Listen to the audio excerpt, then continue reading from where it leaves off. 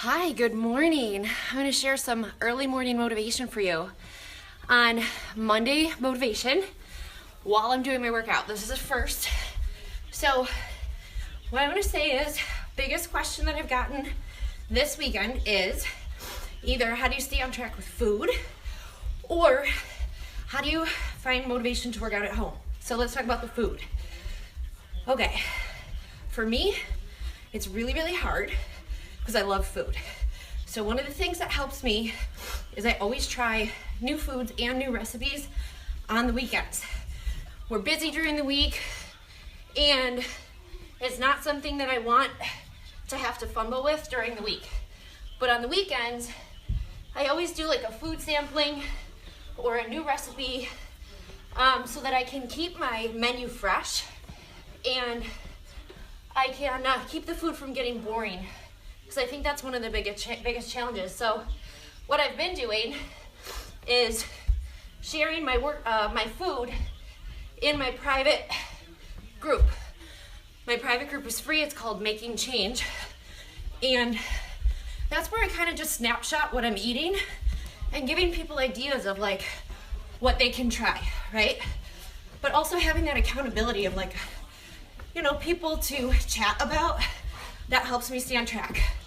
Another thing that helps me stay on track, I was talking to this guy Jeremy this weekend, and he said his problem is he'll do a program like P90X or whatever, and when he's done, he kind of stops because he doesn't have that schedule to follow or, you know, any structure. And I said, oh my gosh, me too.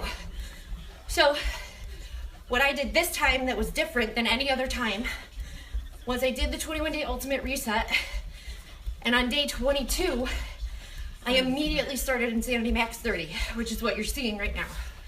And not having that break was actually so beneficial because I did not find it hard at all to stick food, okay?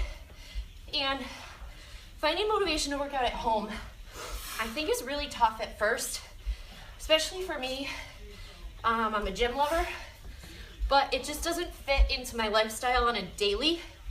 And so I got to go yesterday to the gym, but that's just not something I can fit into my life every day or that I want to, right? So the way that I did it was my very first round with Beachbody, where I committed to at-home fitness, which was, again, hard. Coming from the gym, I grabbed my friends, I had them do the same program, 21 Day Fix Extreme, a lot of people from the gym, and we did it together, and we tagged it in a private group.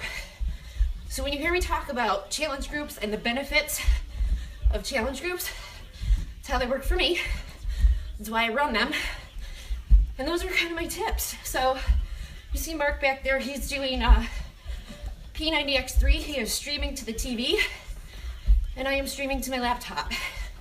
We've already done our personal development. Babe, what'd you read today? 10X rule.